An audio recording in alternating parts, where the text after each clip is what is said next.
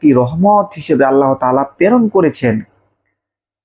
আপনি জানেন না যে এরপরে মাহে রমজান মাস আপনি পাবেন কিনা, এরপরে মাহে রমজান মাস আপনার জীবনে আসবে কিনা।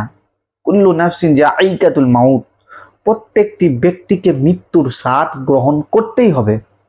আপনি আমি সকলেই একদিন এই পৃথিবীর জমিন থেকে চলে যাব।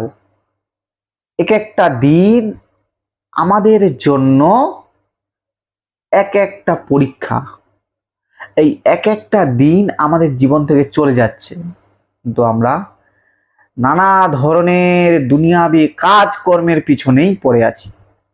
এই পবিত্র মাহে রমজান মাস এমন একটি গুরুত্বপূর্ণ মাস, এই মাসের ইবাদত অন্যান্য মাসের ইবাদত থেকে লাখো গুণ সমান। এই মাসে যদি আপনি আল্লাহ তাআলার কাছে রোজা রেখে আল্লাহ তাআলার কাছে যদি দুহাত তুলে দোয়া করেন, ওগো আল্লাহ, ওগো রহমান রহিম, তুমি দয়াশীল মাবুদ, তুমি আমার জীবনের সমস্ত গুনাহ খাতা মাফ করে দাও, তো আল্লাহ তাআলা আমাদের জীবনের সমস্ত গুনাহ